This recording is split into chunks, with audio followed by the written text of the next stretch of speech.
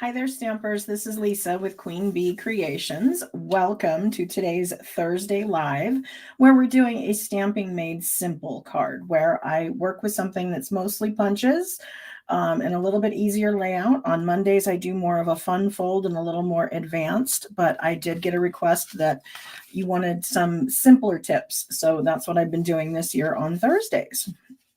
But this is the layout we're doing today. And you'll notice this one has an extra layer that has been dry embossed. And that's just showing you the simple upscale that we can do to this really easy fun fold card, or not fun fold, but fun card done with just punches. So I'm excited to show it to you. So I'm trying to be simple, and we all know that simple is not my strong point. So it is a little bit different, and it involves an angle. And so I'm going to show you a really quick and easy tip on how to get that angle going when you make your card. So since we're starting out simple, as I said, we're going to show those new beginner stampers that in order to make a card, we're going to take an 8.5 by 11 piece of cardstock and we're going to score it halfway one direction. This time I'm doing the 4 1/4, and then we're going to cut it the other way in half. So this is at 5 1/2. That's going to give me 2 card bases.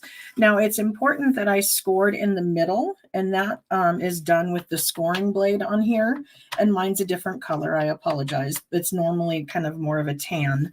But the idea is you want that indentation in there to make it so it's easier to fold in half. And then I always use the little lip down here on my trimmer to line things up, so that I can push them together and then go back into that fold. That's going to make sure that these are even on the sides. And I'm also taking that score line and I'm making the indentation be the one that goes out. So I'm turning the valley into a mountain. Now, it's not super important when doing cardstock, but it is more important when you are scoring and folding designer series paper, because when the indentation happens, it kind of breaks down the fibers in the paper and makes it a little weaker. And sometimes if we try to fold it the other direction, it will have a tendency to kind of break through, which we don't want it to do. And I am using our old in colors. These are the colors that were in colors for 2023 to 2025 because they are on their way out. They are being retired because we have some new colors coming in, which I also have here on my desk.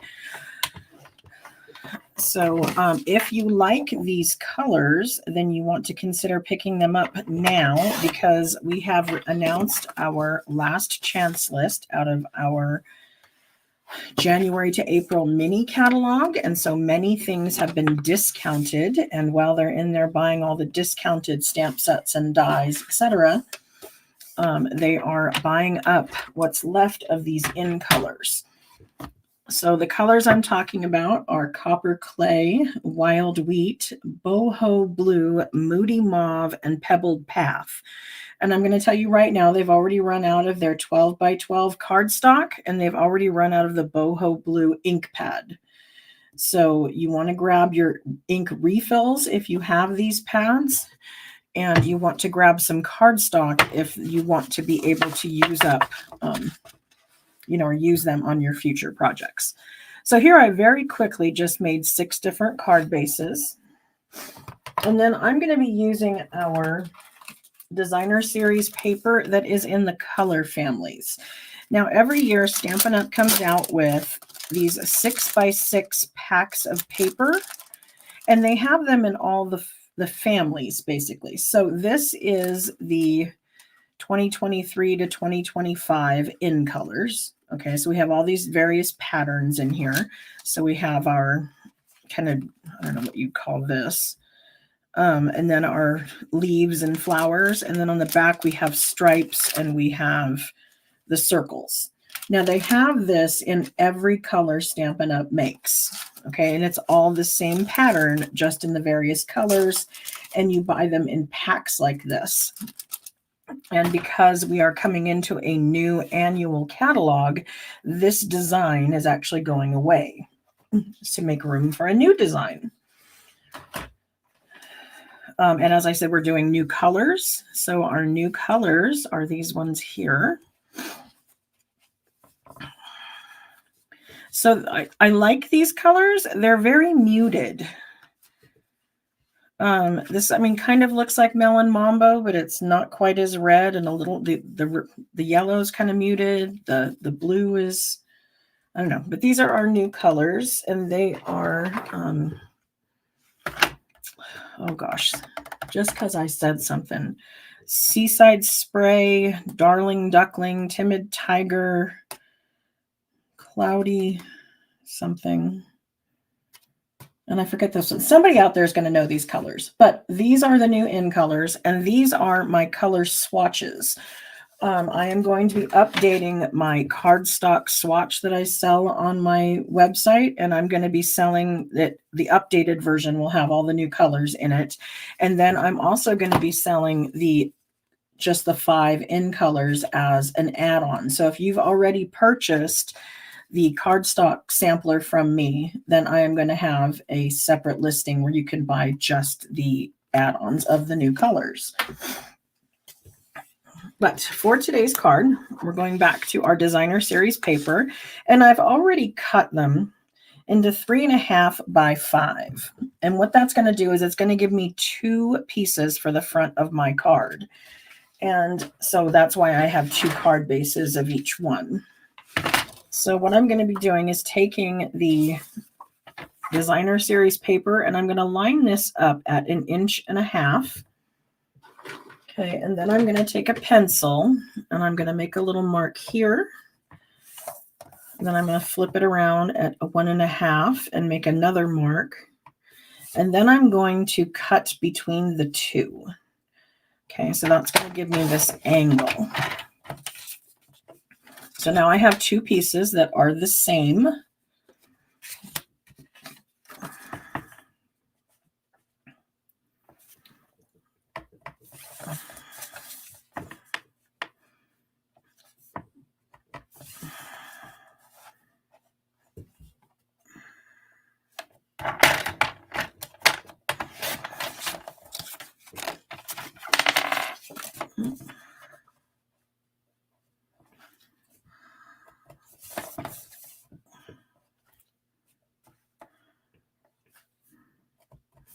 Okay, one more. And this is just showing you how quick and easy it is to kind of like assembly line create cards. So you can have multiples ready to go, because these are all nice and simple. Because I did this in pencil, I can go back and just erase the little mark that I made.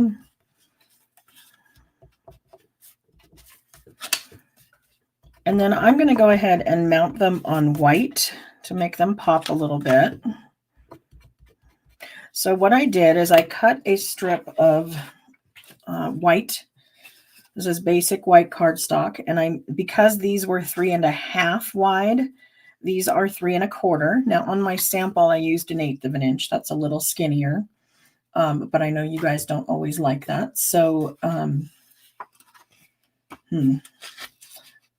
Cloud Cover, that's the other one. See, I knew you guys would know those colors. Excuse me. Something about having a camera in front of you makes you go blank. Okay, so what I want to do in order to cut this at an angle, a lot of people will like measure up a certain distance and then make their little marks, and sometimes they're really good at it. I'm not. I did it several times where I tried to match up, do the measurements up the 2 sides. Was not working for me. So what I do is I take the side here and I double it down at the bottom. And then what I'm going to do is I'm just going to take my scissors or trimmer or some kind of cutter, and I'm going to cut along this line And by doing that, I'm absolutely keeping this at the same angle. So now when I just bring it down where I had split the difference, you know, now it's going to match up and I'm going to be even all the way around. Okay, so that's going to be one of them. And then I can go ahead and do this again. Do the same thing. I'm going to double up the bottom and just cut along here. Okay. Now I should be able to also just take and match this up this way. And then I'm going to double that up here and bring it down. And then I'm going to cut straight across. So have I like lost anybody? What do you think about cutting the angles that way? Does that make it easier than doing the measurements? To me, it is just so much easier that way.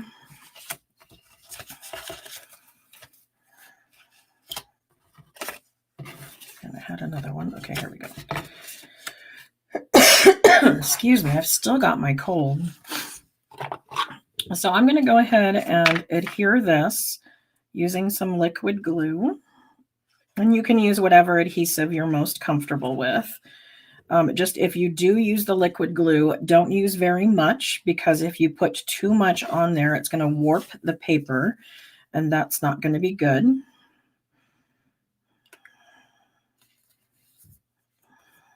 And you also want to make sure that you are out towards the edges. I have a lot of people in class that forget to get it close to the edges, and then it just kind of lifts on the corner, and then it doesn't look very good. So just a little bit of adhesive, but making sure that you are all along the edges there.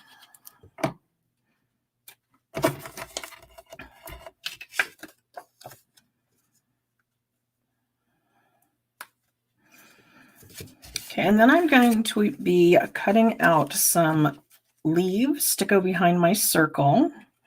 And I'm using the bow punch, which is one of the things that's on our retirement list. It's on its way out. So I wanted to use it before it disappeared, because it's very handy to just put a little bit of accent in the back. And if you don't have the bow punch, I'm sure if you have dies or something, there are a lot of different things that could work. But I wanted to just punch out half of it. And so what I have a tendency to do is I cut a strip that's going to be just this wide and run the strip through, because if I was to put something larger like this in it, I'm going to be punching out both of them, and I don't necessarily want both of them. I'm not going to be using the other side, so it's kind of a waste of paper. So I'm going to go ahead and just feed this in and punch out the one, and then I'm going to flip it around and do the other. And so that was getting me a little bit better usage out of the cardstock by having the strip instead of having it all the way across. And I probably even cut my strip a little bit long, or a little bit wide rather. As you can see, it's wider than it needs to be, and then these end up being a waste of paper. But you get what I mean. So those are going to be just little accents in the background. And then I'm going to be using this stamp set called Sharing, Loving, Crafting. And I'm going to be using this one right here, because I thought that was a great saying. I wanted to use it as some thank you cards. And so this is going to come in very handy for that. And you can choose how you like to do it. You can either stamp first and then punch it out, or you can punch it out and then stamp. The choice is yours, obviously.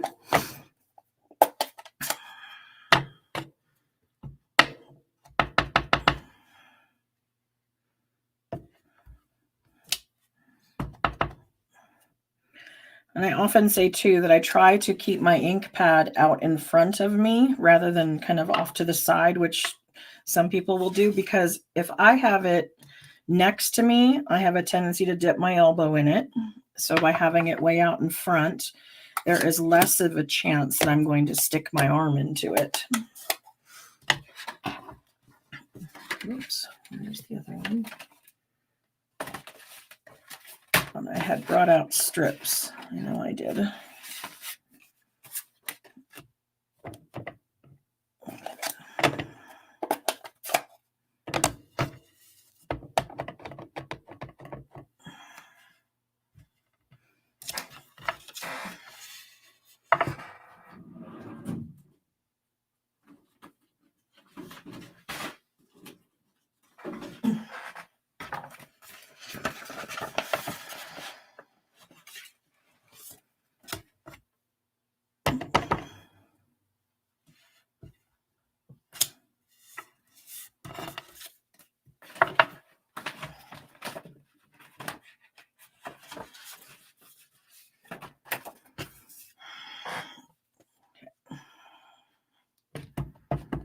So this is another thing I don't do super often, and I probably should do more often, is I tend to do all of my stamping on white cardstock, and I forget that we can do this tone on tone and get a very pretty card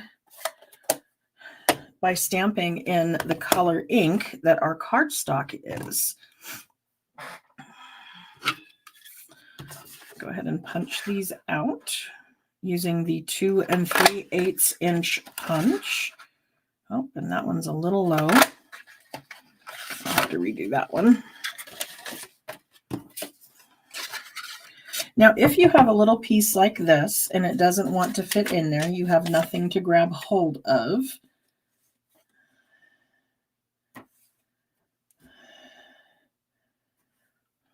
And then you just put a Post-it note on it, and then that's going to give you something to hold on to so that you can move it around and center it and put it where you want. So this just kind of acts as a handle when the cardstock slips all the way underneath your card.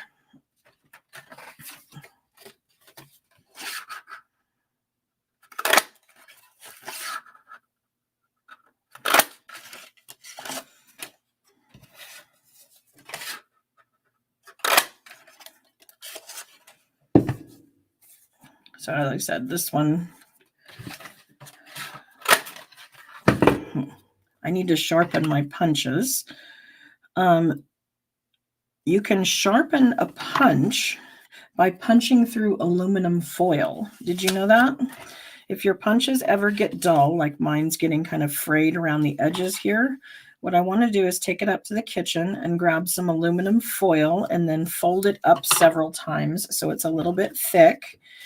And then I'm going to punch through it with my punch, and that will sharpen the blades on it and make sure that that doesn't happen.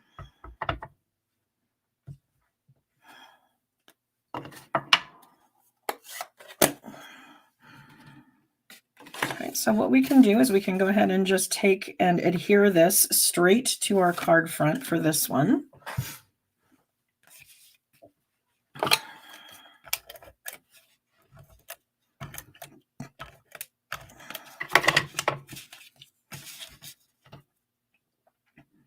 And so I'm just watching the 3 sides. I'm making these 3 equal in my border.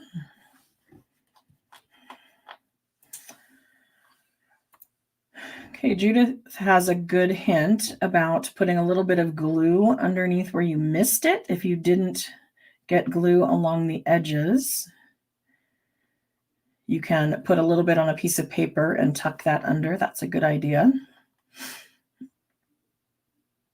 Thank you to everyone who is helping me out with those colors. Strawberry Slush, how could I forget that? That was a returning color, actually.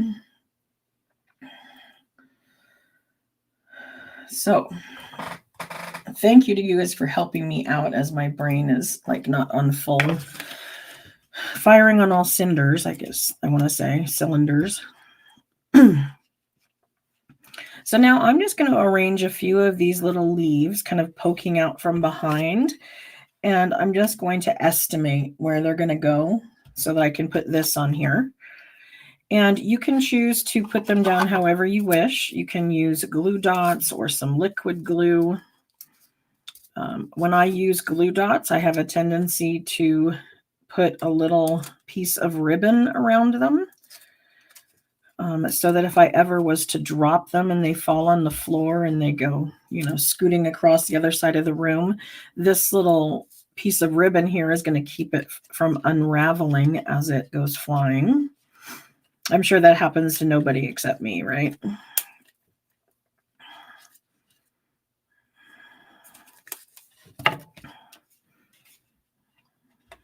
Okay, so I'm just going to go ahead and adhere those. And then I'm going to use some Stampin' Dimensionals just to give this little piece a lift.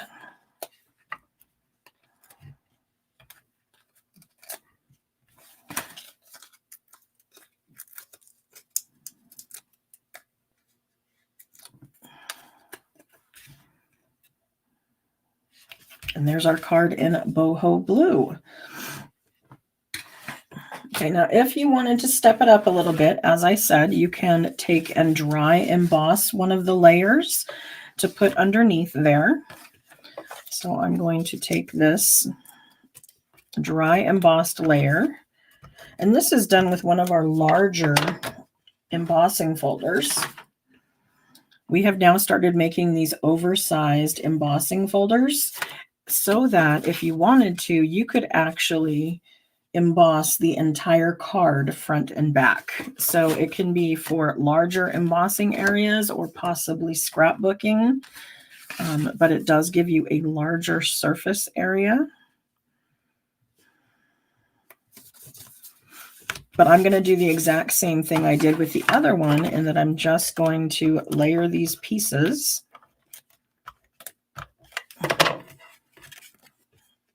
on the front, except this time I just have that extra embossed layer in between.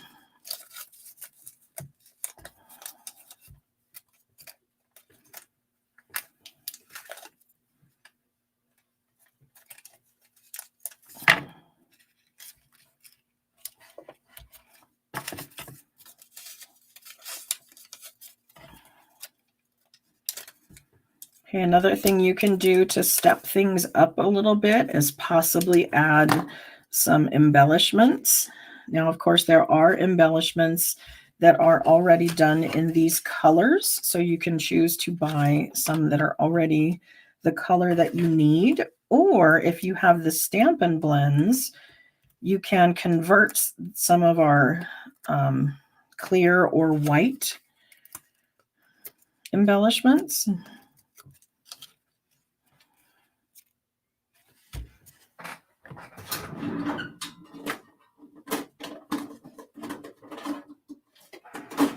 So if you have rhinestones or pearls, any of these, you would just use one of the markers. Let's see. Here's the Moody Mauve. And you're just going to kind of swirl around, and it's going to add the color to these little things for you. You want to be a little careful. It does have a tendency to be a little bit hard on the tips. But if you have some tips on your Stampin' blends that are getting a little bit fuzzy, there is a video on my website, or my YouTube channel actually, showing you how to replace the nibs. You can buy some replacement nibs on Amazon and use those to replace these.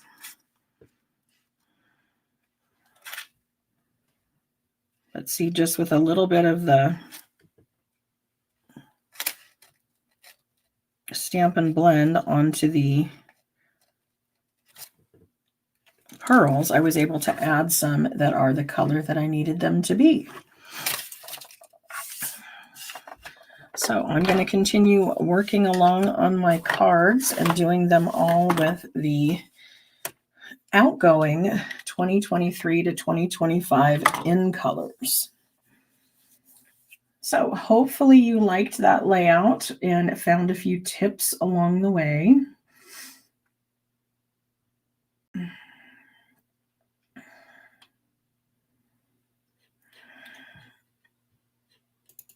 There we go. So thank you for joining me. As I said, congratulations to Jeanne Kohler. She is our winner from Monday's Live. By liking and sharing the video and letting me know you did that, then you get entered into a drawing to possibly win the card.